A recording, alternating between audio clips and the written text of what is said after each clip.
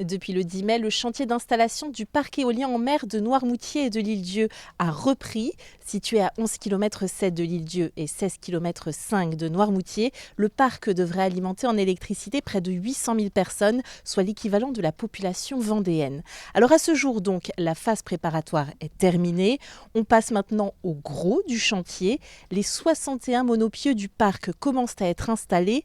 En parallèle, au mois de juin sera mise en place la sous-station électrique. C'est le centre névralgique du parc, équipé entre autres de transformateurs. Sa fonction consiste à collecter l'électricité produite par les éoliennes, à en élever la tension et à le transférer vers le poste de raccordement à terre. Le choix de l'implantation a, pour rappel, été modifié par rapport au projet initial. Mathieu Carrette, le responsable des relations locales d'Emine, filiale de la société Ocean Winds, était sur notre plateau de la matinale il y a près d'un an. Écoutons cet extrait.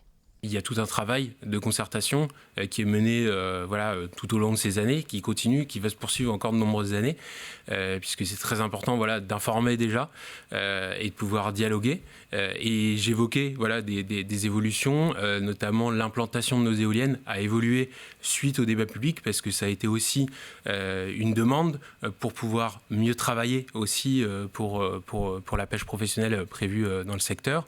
De pouvoir retravailler cette implantation, ce schéma de câblage aussi associé pour améliorer, on va dire, le projet.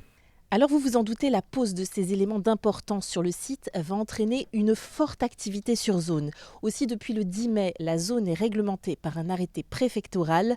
Dans un rayon de 50 mètres autour des pieux de la sous-station, toutes les activités maritimes sont strictement interdites, à l'exception de la navigation des embarcations de tirant d'eau inférieures à 10 mètres. Pour éveiller un navire patrouille 24 heures sur 24 et 7 jours sur 7 aux abords de la zone concernée. Toute activité de loisir est également interdite dans un rayon de 0,50 000 nautiques.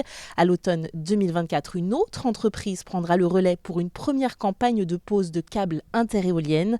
Ce parc devrait entrer en fonction en 2025 pour une exploitation jusqu'en 2050 avant démantèlement ou renouvellement de la concession.